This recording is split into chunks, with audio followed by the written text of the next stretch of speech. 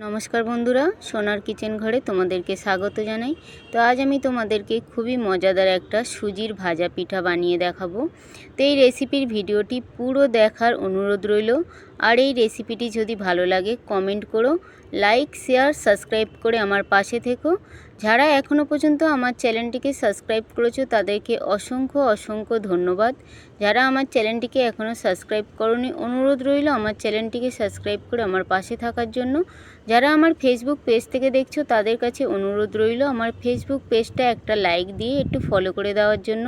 তো এই সুজির ভাজা পিঠে বানানোর জন্য এখানে দেখো গ্যাসের মধ্যে আমি একটা হাতের প্যান বসিয়ে দিয়েছি। ওই প্যানটার মধ্যে আমি একটু জল দিয়ে দিলাম আর একটু আমি চিনি দিয়ে দিলাম। জলটা একদম সামান্য পরিমাণে দিতে হবে যাতে চিনিটা খুব ভালোভাবে মেল্ট হয়ে যায়। তো চিনিটা দেখো আমি খুব ভালোভাবে মেল্ট করে নেব যাতে চিনিটা দানা দানা না থাকে। তোমরা চাইলে জলটা নাও দিতে পারো। আমি এখানে অল্প পরিমাণে একটু জল দিয়ে দিলাম, যেহেতু চিনির দানাটা অনেক বড় বড় ছিল যার জন্য আমি অল্প পরিমাণে একটু জল দিয়ে দিলাম। তো জল দেওয়ার পরে দেখো এখানে চিনির দানাটা কিন্তু পুরো মেল্ট হয়ে গেছে আর খুব সুন্দরভাবে কিন্তু মেল্ট হয়ে গেছে। তো চিনিটা পুরো মেল্ট হয়ে যাওয়ার পরে আমি এখানে দেখো একটু নারকেল কুড়ো দিয়ে দিলাম, একটু আমি কাজু বাদাম দিয়ে দিলাম, একটু আমি কাঠবাদাম দিয়ে দিলাম, একটু আমি কিশমিশ দিয়ে দিলাম আর একটু আমি ছোট এলাচের পাউডার দিয়ে দিলাম। দিয়ে এবার খুব ভালো করে আমি একটা পুর তৈরি করে নেব। এই নারকেল বাদাম কিশমিশ দিয়ে খুব ভালো করে একটা পুর আমি তৈরি করে নেব। তো এখানে দেখো খুব সুন্দরভাবে পুরটা তৈরি হয়ে গেছে। আর এই পুরটা কিন্তু একদম শুকনো শুকনো হবে না, একটু কিন্তু ভিজা ভিজা থাকবে, সেইভাবে কিন্তু পুরটা তৈরি করে নিতে হবে। তো এখানে দেখো পুরটা কিন্তু খুব সুন্দরভাবে তৈরি হয়ে গেছে। এবারে পুরটা আমি উঠিয়ে নিলাম। নেওয়ার পরে ওই প্যানের মধ্যে আমি আরও একটু জল দিয়ে দিলাম। জলটা হালকা একটু আমি গরম করে নেব। তো জলটা গরম হয়ে যাওয়ার পরে ওই জলের মধ্যে দেখো আমি একটু সুজি দিয়ে দিলাম। আমি একটা বড় বাটির 1 বাটির একটু কম আমি সুজি দিলাম আর একটা ছোট বাটির হাফ বাটি আমি চিনি দিয়ে দিলাম। একটু আমি মৌরি দিয়ে দিলাম, স্বাদ অনুযায়ী একটু আমি নুন দিয়ে দিলাম। দিয়ে এবার এই সুজিটা এই জলের মধ্যে দিয়ে খুব ভালো করে সুজিটা আমি একটা ডো তৈরি করে নেব। তো খুব ভালোভাবে আমি সমস্ত উপকরণ চিনি সুজি মৌরি নুনটা খুব ভালো করে আমি মিশিয়ে নেব। নিয়ে খুব ভালো করে সুজির আমি একটা ডো তৈরি করে নেব। তো এখানে দেখো সুজির ডোটা প্রায় কিন্তু রেডি হয়ে এসছে। তো আরও একটু আমি শুকনো করব, একটু গিলা গিলা আছে যার জন্য আর একটু আমি শুকনো করে নেব। তো এই সুজির ডোর মধ্যে আমি একটু ঘি দিয়ে দেবো। ঘিটা দিলে কিন্তু খেতেও ভীষণ ভালো লাগে আর সুজির ডোটাও কিন্তু খুব সুন্দরভাবে রেডি হয়ে যায়। তো এখানে দেখো আমি ঘিটা দিয়ে খুব ভালো করে আমি মিশিয়ে নিলাম।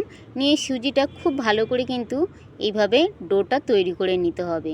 তো এখানে দেখো সুজির ডোটা কিন্তু প্রায় রেডি হয়ে এসছে। সুজির ডোটা কিন্তু প্রায় রেডি। তো এখানে দেখো সুজির ডোটা প্রায় রেডি। এবারে সুজির ডোটা আমি লাভিয়ে নেব।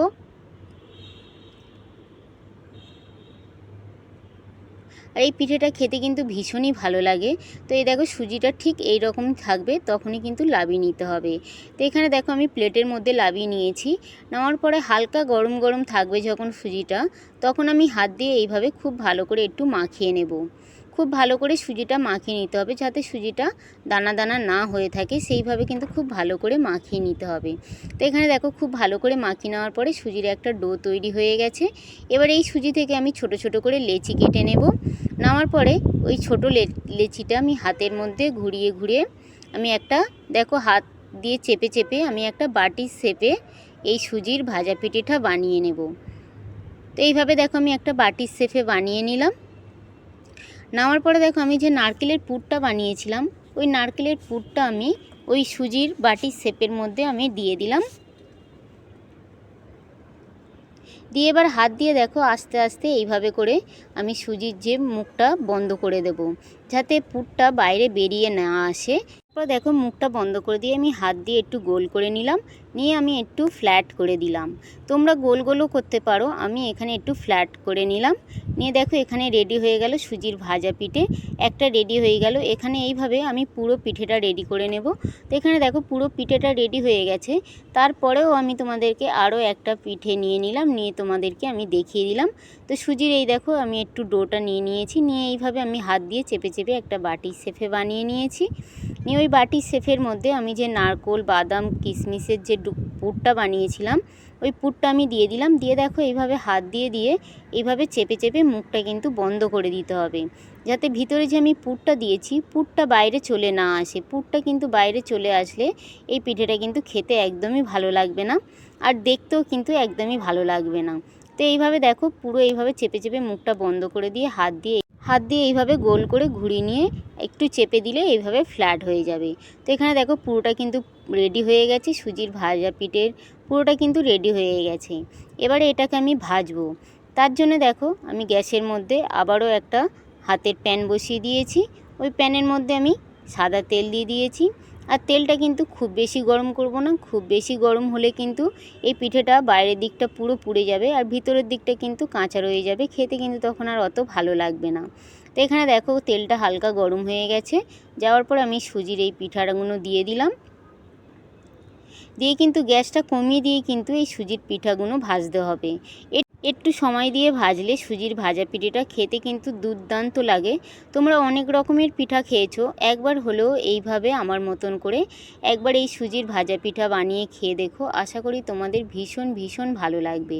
তো দেখো আমি সুজির পিঠাগুলো দিয়ে দিয়েছি, দেওয়ার পর আমি একটু তেল দিয়ে তেলগুলো আমি উপরের দিকে একটু তুলে দিচ্ছি এইভাবে, যাতে উপরের দিকটাও খুব সুন্দরভাবে হয়। তো একটা দিক দেখো এইভাবে লাল লাল হয়ে গেছে, তো আমি আরেকটার দিক উল্টে দিলাম। দিয়ে আমি দুটো দিক খুবই ভালো করে আমি লাল লাল করে ভেজে নেব। দুটো দিক এইভাবে উল্টে পাল্টে আমি খুব সুন্দরভাবে লাল লাল করে ভেজে নেব। তো এখানে দেখো সুজির পিঠাগুলো কিন্তু লাল লাল করে খুব সুন্দরভাবে ভাজা হয়ে গেছে, আর কত সুন্দরভাবে দেখো দেখতে লাগছে। আর এটা কিন্তু খেতেও দুর্দান্ত লাগে। তো একবার তো ভাজা হয়ে গেল, আমি উঠিয়ে নিলাম। বাকি যে পিঠাগুলো ছিল আমি একইভাবে ভেজে নেব। তো বাকি পিঠাগুলোও আমি তেলের মধ্যে দিয়ে দিলাম।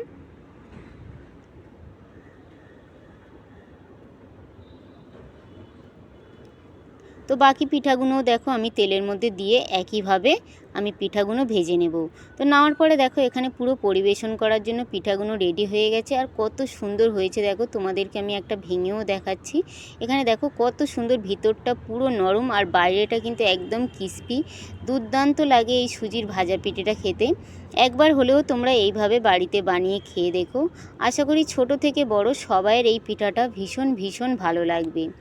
পিঠা তো তোমরা অনেকে অনেক রকম করে বানিয়ে খেয়েছো, একবার হলেও এইভাবে বানিয়ে খেয়ে দেখো।